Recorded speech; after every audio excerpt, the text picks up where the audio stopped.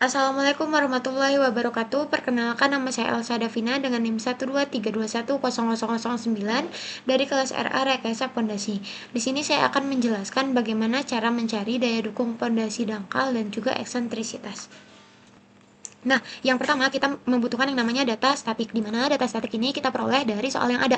Di sini data statik pondasi dangkal K1 K2 pada bagian FZ itu ada di 1AB,614 dan di K2-nya 1AB,533, di mana A dan B ini menyesuaikan kelompok yang kita miliki. Nah, karena saya adalah kelompok 4, maka data K1 FZ saya itu ada di 104,614 dan data K2-nya itu ada di 104,533.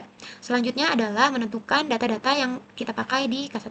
Yang pertama itu adalah DF atau dimensi. Kita tetapkan itu sebesar 2 dan lebarnya itu sebesar 2,2, panjangnya juga sama yaitu 2,2.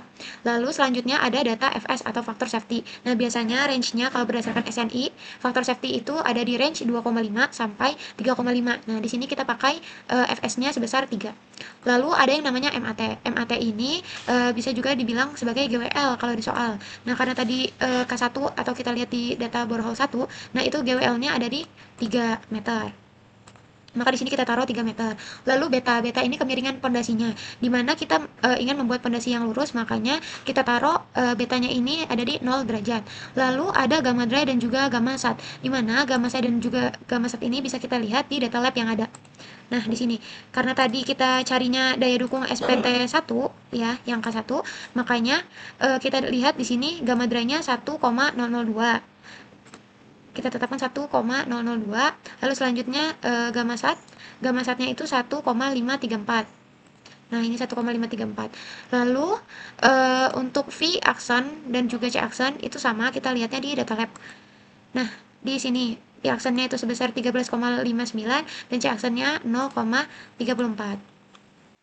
Lalu selanjutnya kita masuk ke daya dukung metode terzagi, di mana di sini diperlukan data gamma dry dan juga gamma sat yang sudah dikonversi yang dari yang tadinya ton meter kubik menjadi kN per meter kubik, di mana diperoleh hasil yaitu sebesar 10,02 dan juga 15,34. Selanjutnya untuk mencari gamma efektif, itu rumusnya adalah gamma sat dikurangi dengan 10 sehingga hasilnya adalah 5,34. Lalu ada MAT, dimensi atau DF, dan lebar atau B, itu ditentukan dari data yang tadi kita sudah tentukan sebelumnya di data K1. Lalu selanjutnya kita perlu menentukan case-nya, karena di metode terzagi ini ada 3 case, maka kita lihat ketentuannya satu-satu. Untuk case yang pertama, itu ketentuannya adalah nilai D1 lebih dari 0 dan D1 kurang dari DF. Maka kita cek terlebih dahulu nilai D1 itu lebih dari 0 benar, terus D1 kurang dari DF-nya. Nah, ini salah, makanya kita tidak memakai case yang pertama karena tidak sesuai. Lalu selanjutnya kita mengecek case yang kedua, di mana ketentuannya adalah D lebih dari 0 dan D kurang dari B. Kita cek lagi, nilai D lebih dari 0 itu sudah benar, dan nilai D kurang dari B-nya. Nah, itu juga sudah benar, makanya kita memakai case yang nomor 2. Selanjutnya untuk nilai D1 itu nilainya sama dengan nilai MAT. Lalu yang untuk D2 itu ada rumus yaitu DF dikurangi dengan 3 sehingga hasilnya dikurangi dengan nilai MAT sehingga hasilnya adalah min 1. Selanjutnya adalah nilai DF per B yaitu diperoleh hasil sebesar 0,91. Kemudian nilai D-nya itu ada 1 dan nilai gamma ini diperoleh dari rumus yang ada di case 2 karena kita memakai case 2. Nah, kita lihat di sini. Rumus gamanya adalah gamma efektif ditambah D per B dalam kurung gamma dikurang gamma efektif sehingga diperolehlah hasil sebesar 7,47 dan nilai Q juga sama, itu kita lihat berdasarkan rumus yang ada di case nomor 2. Nah, dimana di sini rumusnya adalah Q sama dengan gamma dikali DF dan diperoleh hasil sebesar 20,04. Selanjutnya di sini ada tabel GSF atau General Shear Failure, di mana data-data DF, B, L, case, P aksen, C aksen, Q, gamma ini semua udah ada dan udah kita cari sebelumnya di bagian sini tadi. Nah, lalu langsung aja kita mencari besaran nilai NC, NQ dan juga N gamanya, di mana NC, NQ, N gamma ini berpatokan pada tabel yang ada dengan dilihat besaran P aksennya berapa. Karena di sini P aksennya 13,59, maka kita bulatkan aja ke atas. Jadinya kita bulatkan P aksennya sebesar 14. Nah, ini tabelnya bisa dilihat kalau nilai pi aksennya itu 14, maka NC-nya adalah 12,11, NQ-nya itu ada di 4,02, dan N gamanya itu ada di 1,26. Nah, makanya kita pindahin ke tabel data yang ada. Lalu di tabel selanjutnya itu ada nilai N gamma, di mana N gamma tadi merupakan N gamma yang sudah dicari pada tabel. Terus ada nilai QU, QU ini menyesuaikan dengan jenis pondasinya. Karena pondasi kita adalah persegi atau square, maka kita lihat rumusnya yaitu adalah QU sama dengan 1,3 C aksen NC plus Q NQ plus 0,4 gamma B kali N gamma. Sehingga dihasilkan QU sebesar 94,19. Selanjutnya itu ada FS. FS adalah ketentuan faktor safety yang tadi sudah kita buat. Lalu mencari QOL. QOL-nya ini adalah QU dibagi dengan faktor safety-nya. Lalu ada QOL besar, itu rumusnya adalah QOL yang kecil tadi dikalikan dengan panjang kali lebarnya sehingga dihasilkan 151,96. Selanjutnya adalah QU net yang kecil itu dengan rumus QU dikurangi dengan nilai Q-nya sehingga dihasilkan nilai sebesar 74,15. Lalu ada di QU besar net, itu rumusnya adalah QU kecil yang net dikalikan dengan B dikalikan dengan L sehingga dihasilkan sebesar 358,90. Selanjutnya adalah kita mencari QOL besar yang net, itu dengan cara QU net yang besar dibagi dengan faktor safety-nya sehingga dihasilkan nilai sebesar 119,634, di mana nilai tersebut memenuhi syaratnya sehingga dihasilkan oke. Karena nilai QOL-nya ini lebih besar daripada nilai beban atau FZ yang tadi sudah ada di sini 104,614. Kemudian di sini ada tabel shear failure check, di mana kita pakai FS shear-nya itu sebesar 1,5, lalu ada nilai CD yang diperoleh dari nilai C aksen per FS shear-nya sehingga hasilnya adalah 0,23. Lalu di sini ada VD, itu hasilnya adalah 0,83, dan juga nilai QU yaitu dengan rumus CD dikalikan dengan nilai NC ditambah dengan nilai Q dikali dengan NQ, lalu ditambah dengan nilai CD dikalikan dengan nilai N gamma sehingga hasil QU-nya itu sebesar 23,50. Lalu QOL net-nya juga dicari, itu dengan cara nilai CD dikalikan dengan nilai NC lalu ditambah dengan nilai Q dikalikan dengan NQ kurang 1 lalu ditambah 0,5 dikalikan dengan nilai gamma dry lalu dikalikan juga nilai N gamma sehingga dihasilkan sebesar 3,41. Lalu kita cek apakah nilai QOL ini benar lebih besar daripada nilai ini kan nilainya dari K1 yang FX, apakah lebih besar.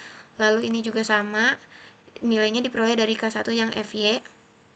Apakah nilai QOL ini lebih besar daripada keduanya? Jika memang lebih besar, berarti sudah memenuhi syarat atau sudah oke. Lalu selanjutnya masuk ke daya dukung metode Meyerhof, di mana data-data seperti DF, B, beta, L, P aksen, C aksen, Q, dan gamma itu sudah ada sebelumnya, sama seperti Terzaghi. Bedanya adalah dinilai NC, NQ, dan juga N gammanya itu dilihat berdasarkan tabel Meyerhof-nya. Nah, karena tadi P aksennya 13,59 dan bakalan dibulatkan ke atas yaitu sebesar 14, maka kita cari di tabel yaitu V sebesar 14 dengan nilai NC-nya diperoleh yaitu 10,37, lalu NQ sama dengan 3,59 dan N gamanya itu 2,29. Nah, dipindahkan ke sini.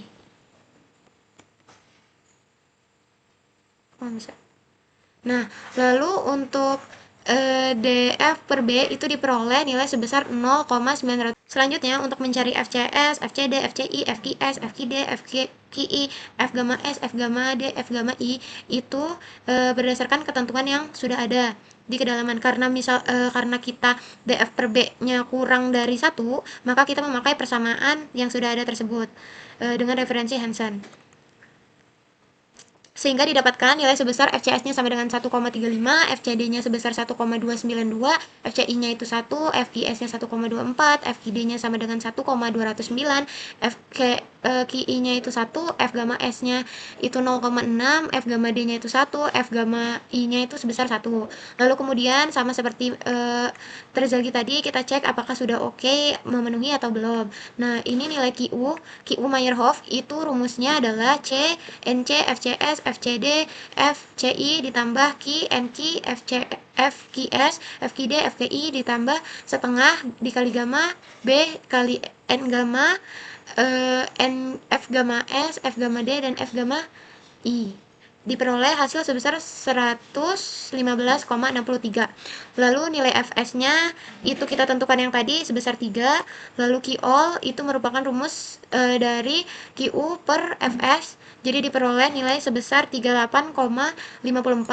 Lalu Q-all besar itu rumusnya adalah Q-all kecil dikalikan dengan B dikalikan dengan L, sehingga diperoleh rumus sebesar 186,55. Lalu di sini juga ada nilai QU, lalu ada nilai QU besar netnya, dan diperolehlah nilai Q-all yang net. Nah, nilai Q-all net ini merupakan rumus dari QU besar net dibagi dengan Fs-nya, sehingga hasilnya adalah 154,22, di mana hasil tersebut lebih besar daripada nilai 104,614 atau nilai FZ atau nilai beban yang tadi, sehingga sudah memenuhi syaratnya. Nah, jika perhitungan tadi sudah selesai semua, maka dilanjutkan dengan perhitungan daya dukung K2.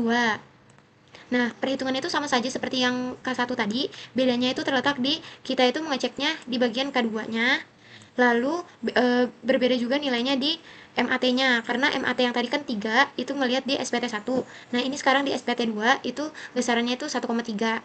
Namun perhitungannya sama saja, sampai bawah sama. Jadi langsung kita lanjut aja ke eksentrisitas. Nah, di sini eksentrisitas metode Meyerhof itu MAT, terus nilai beban tadi, DF, dan data-data lainnya yang tadi sudah diperoleh itu dipindahin aja. Dan di sini ada data statik ini data soal yang tadi. Nah, yang perlu kita cari itu nilai EB, EL, EB per B, EL per L. Nah, di mana nilai rumus EB itu diperoleh dari nilai mutlak MX dikurangi dengan nilai FZ-nya. Nah, sehingga diperoleh hasil sebesar 0,0016. Lalu EL itu diperoleh dari nilai mutlak MY dikurangi dengan FZ, diperoleh nilai 0,0208. Lalu untuk EB per B itu adalah nilai EB yang sudah dicari barusan per B-nya. B rencananya itu kan ada di 2,2, sehingga hasilnya adalah 0,0073. Lalu EL per L itu sama saja, L-nya itu yang barusan dicari, per L-nya itu L rencananya. Nah, sehingga hasilnya adalah 0094. Nah, di sini ada juga cek metodenya. Nah, cek metodenya ini ada yang one way, ada yang two way. Nah, ketentuannya adalah kalau misalnya dia kurang dari 0,01, maka metodenya adalah one way. Nah, jadi hasilnya adalah dua-duanya, baik itu K1 maupun K2, itu hasilnya adalah one way. Lalu selanjutnya step terakhir adalah karena kita one way, maka kita perlu mencari EB per EX dan EL per EY, dimana ini EB per EX itu rumusnya adalah MX per FZ, sehingga dihasilkan 0,002. Lalu untuk EL per EY itu rumusnya adalah MY per FZ, hasilnya adalah 0,021. Nah, untuk mencari Qmax dan Qmin ini, itu rumusnya ada di samping. Nah, hasil dari Qmax itu adalah 20,48 dan Qmin-nya itu sebesar 22,749. Lalu ini juga dicari B aksennya dan juga nilai L aksen L-nya sebesar 2,2. Nah, sampai situ saja perhitungan untuk one way. Nah, untuk selanjutnya eksentrisitas K2 itu caranya sama saja seperti eksentrisitas K1-nya.